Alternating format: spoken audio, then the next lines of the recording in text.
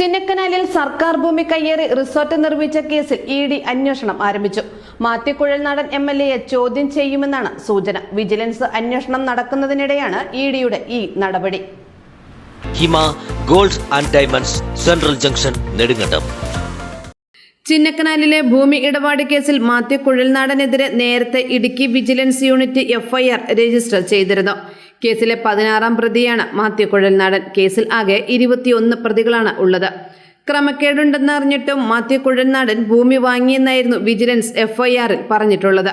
2012 മുതൽ ഭൂമിയുമായി ബന്ധപ്പെട്ട ഇടപാട് നടത്തിയവരാണ് പ്രതികൾ. 2012 ദേവികുളം തഹസിൽദാർ ഷാജിയാണ് 1-ാം പ്രതി.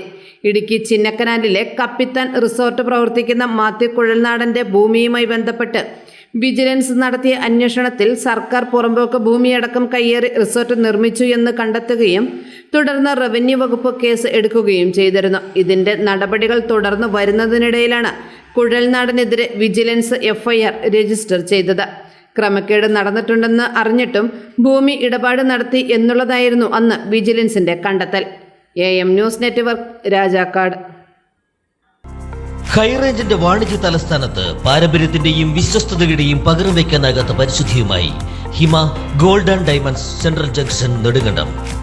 Antique, Chettinad, Turkish, Singapore, Calcutta, Rajkot തുടങ്ങിയ മോഡലുകളുടെ ന്യൂജൻ ട്രെൻഡിനൊപ്പം ഹിമ gold and diamonds central junction നെടുങ്കണ്ടം. ഡയമണ്ട് ആഭരണങ്ങൾക്ക് കേവലം 3000 രൂപ മുതൽ. തിരികെ നൽകുമ്പോൾ 95% ബൈബാക്ക്. നിങ്ങളുടെ നിക്ഷേപങ്ങൾ സ്വർണമാക്കി മാറ്റുവാൻ ഹിമ സ്വർണനിധി. തവണകളായി പണമടച്ച് സ്വർണം പണിക്കൂലിയില്ലാതെ സ്വന്തമാക്കാം.